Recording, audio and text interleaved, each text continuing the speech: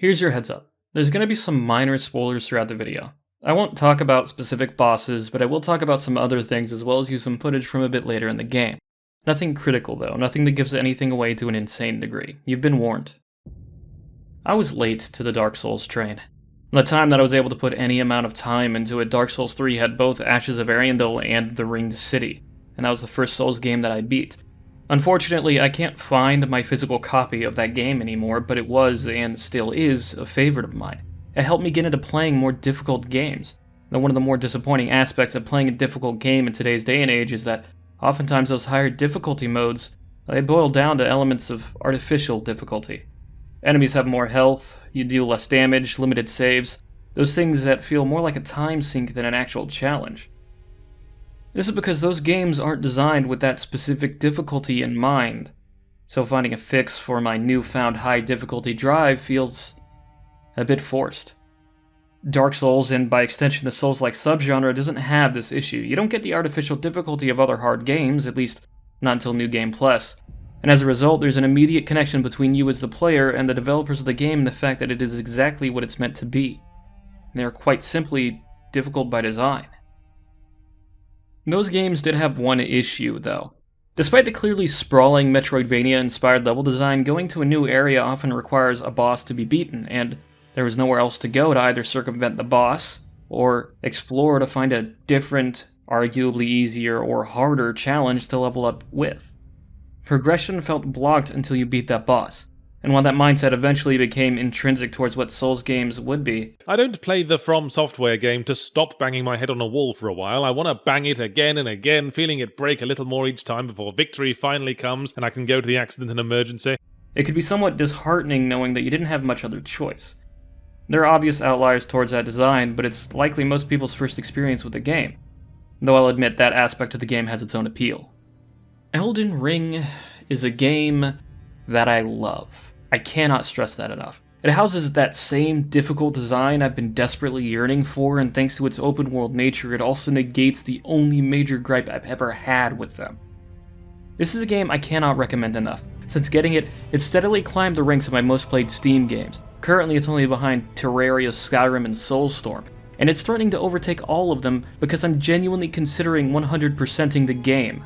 It might not seem like much to some people, but I've only ever perfected one other game on Steam, and it wasn't a game. Technically, it's something that I just got all the achievements for by buying it. That's it. That's my review. I love the game. You should get it. Story out. Could you imagine if I actually stopped there? Let's start with the problems. The first of which is whatever's going on in this corner.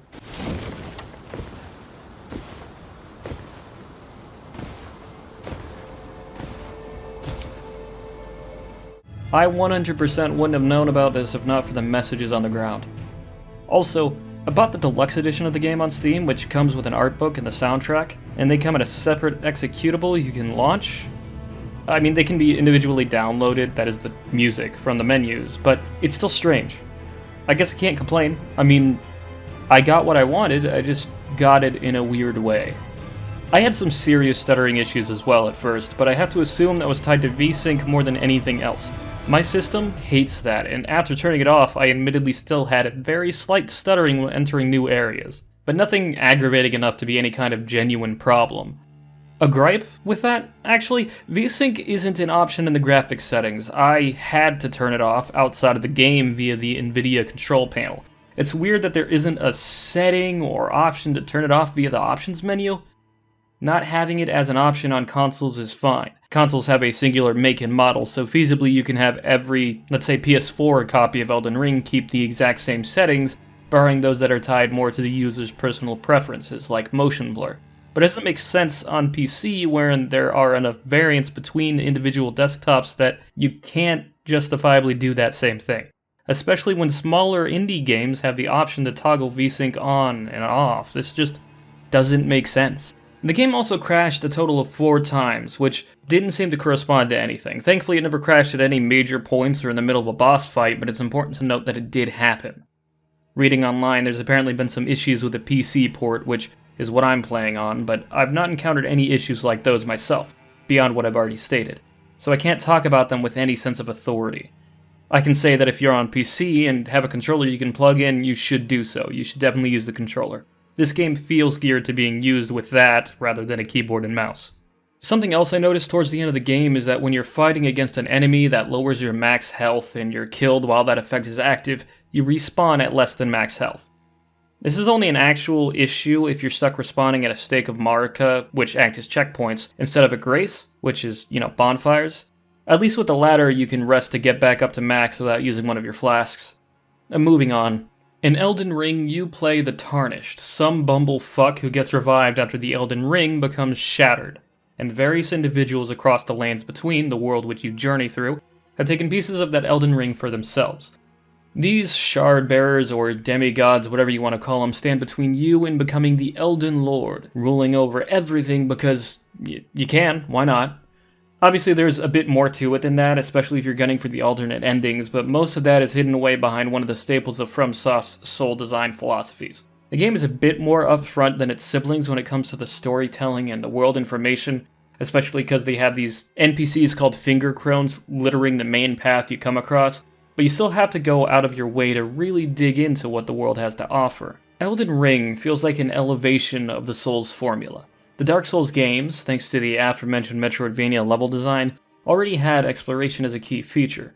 Making it bigger and open world only furthered that sentiment, and oftentimes the game rewards that exploration with runes, this game's version of Souls, the all-encompassing currency and experience, and items of varying worth. You can even come across items or equipment that can make specific boss fights easier to deal with.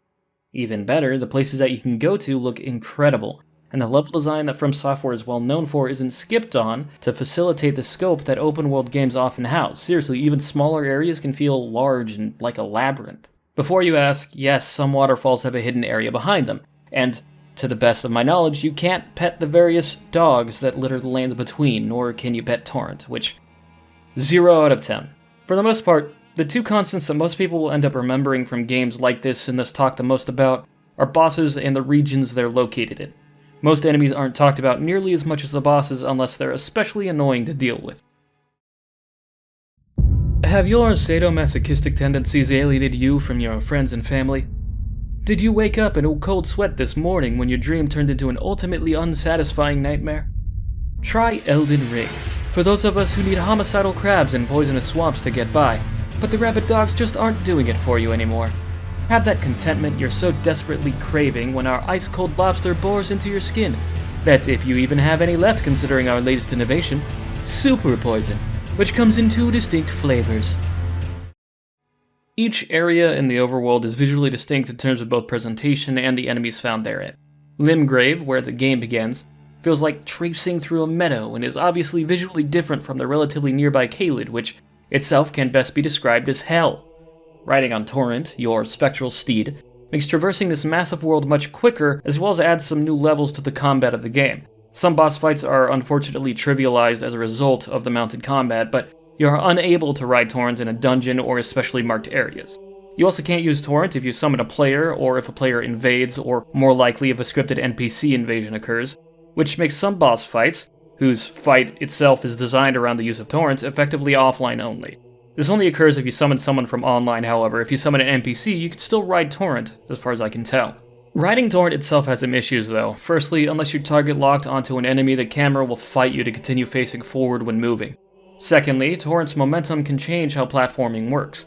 Occasionally, when you're standing still, Torrent will move the two of you forward if you try to summon him. I don't think I need to explain why that can be an issue. You're standing still, summon Torrent, and are stuck moving forward a few feet right off a ledge to your unplanned and arguably unfair death. Back to the point, you could argue that the game is almost overwhelming in terms of both size and the things you can do. I'm currently at 130 hours and there's still plenty for me to do before I go into New Game Plus. In Elden Ring, you can, in no specific order, read every item description to piece together the lore of the land, take a moment to enjoy these stunning vistas, run away, lament human existence because you just saw a hidden wall ahead for the 77th time. Hidden path. It was an actual hidden path. Discover through online headlines that there might actually be a hidden wall, which as it turns out wasn't actually meant to be there in the first place. Get married, play with yourself, kill a ball, run away again, kill a boss. Speaking of, Dark Souls, Bloodborne, Elden Ring, all of these titles are especially known for the difficulty of their bosses, so it's important that they don't feel like hot garbage. A boss fight can often feel disheartening if the fight itself isn't fun, or the player dies to bullshit they either had no way of knowing would occur, or had no means of avoiding. And while some do seem to fall into a gimmick tied to their own specific fights, thankfully these boss fights feel fun to engage in. Even those times that I lost, I still enjoyed fighting against the bosses. That's where the real challenge tends to be. Unfortunately, outside of the main story's bosses, mostly, many bosses feel like reskins of other bosses with a new second phase and moveset.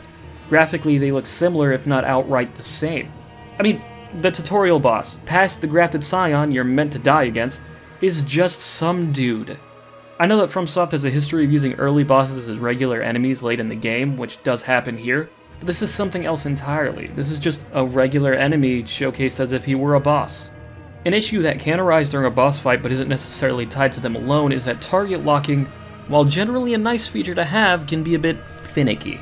Choosing a target for it is relative to where your character is facing instead of where the camera is facing. This can be especially annoying when you're trying to target someone behind you. It doesn't seem to matter how close they are, if your character's not facing them, the camera will instead whip around to face the same direction as the character.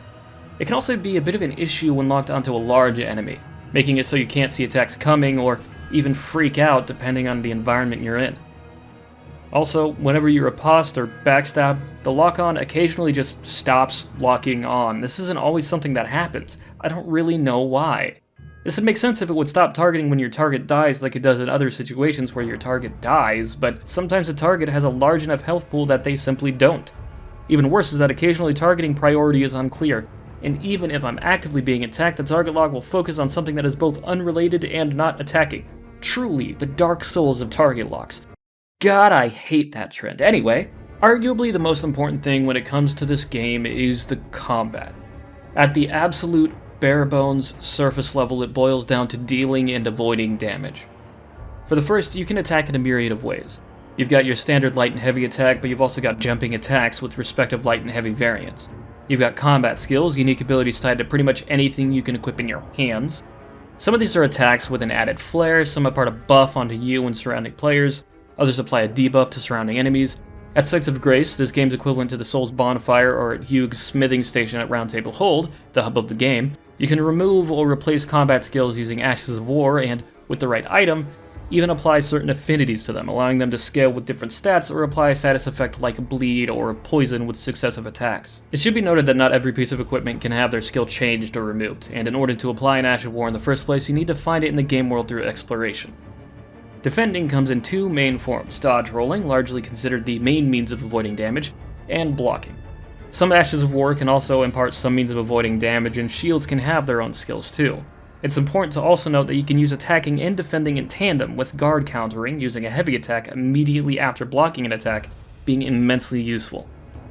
Magic, here split into two categories, sorceries and incantations, offers multiple means of both attack and defense, and seems at its most viable here.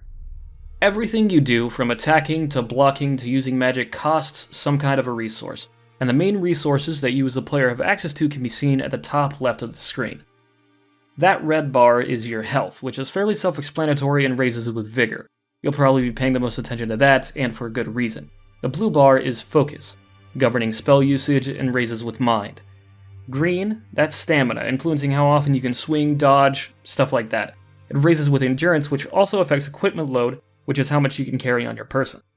Your combat skills use both focus and stamina, so you should keep that in mind if you're going to use them. There's other resources to be aware of as well, like bolts and your various consumables, but they aren't as important. You've also got some fairly interesting equipment to go with your weapons and magic, some of which can even affect your stats in both positive and negative ways. So you can thankfully run headlong into the Fashion Souls side of the games without much worry. That also means that if you're equipping for stats alone, well...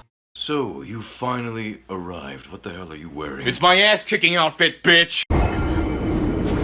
I won't lie, I completely forgot that your character appears in cutscenes sometimes, so the ending cutscene looked a bit different from how I would have liked for it to.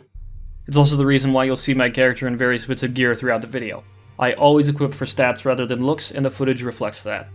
On top of your equipment, you also have talismans. These are effectively accessories with various effects, and you can equip more, as well as gain more spell slots for magic, over time through either exploration or story progression. There's also the Flask of Crimson Tears, Flask of Cerulean Tears, and Flask of Wondrous Physic. The first gives you health, the second gives you focus, and the third is a bit more complicated. The Flask of Wondrous Physic can have varying effects depending on what crystal tiers you place into it when you're at a grace. These can have basic effects, like a slow health regen over time or increasing the rate that stamina regenerates, to more intriguing ones, such as increasing the effectiveness of your dodge rolls or just blowing yourself the fuck up after a few seconds. You can only have one Flask of Wondrous Physic, unlike the Crimson and Cerulean flasks, whose amounts can be changed at a grace. You can also upgrade those two there, using sacred tears and golden seeds found in the world. There's also Spirit Ashes, which act as summonable NPC allies whose summoning cost varies from spirit to spirit, and can only be summoned in places where this symbol appears on screen.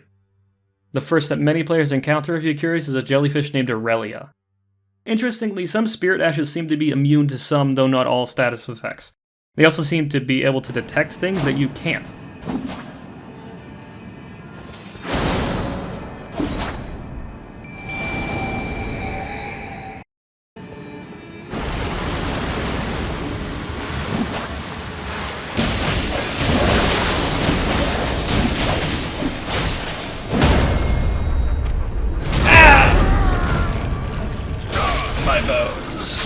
There was some discourse some time ago, albeit briefly, about whether or not using these summons was considered cheating or cheesing bosses or really any enemy.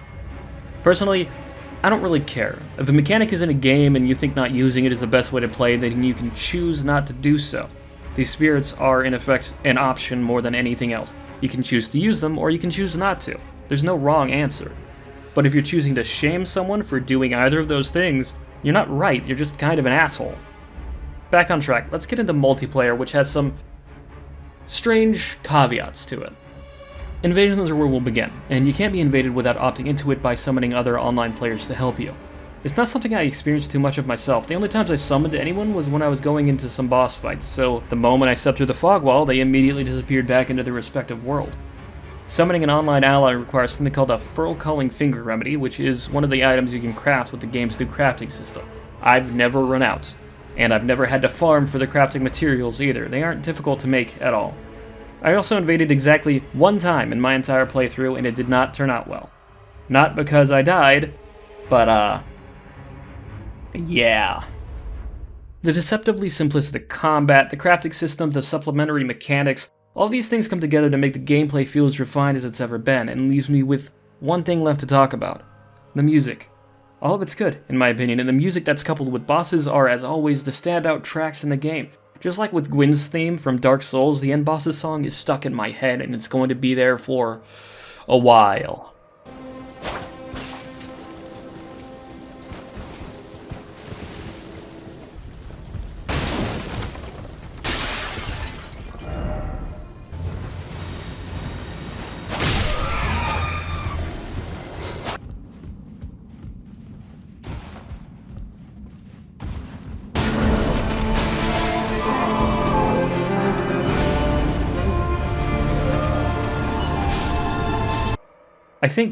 I think that's it. That's Elden Ring. I love it. I'm gonna go finish it again. Mass Effect 2's next. Story out. I think we're done with the fingers.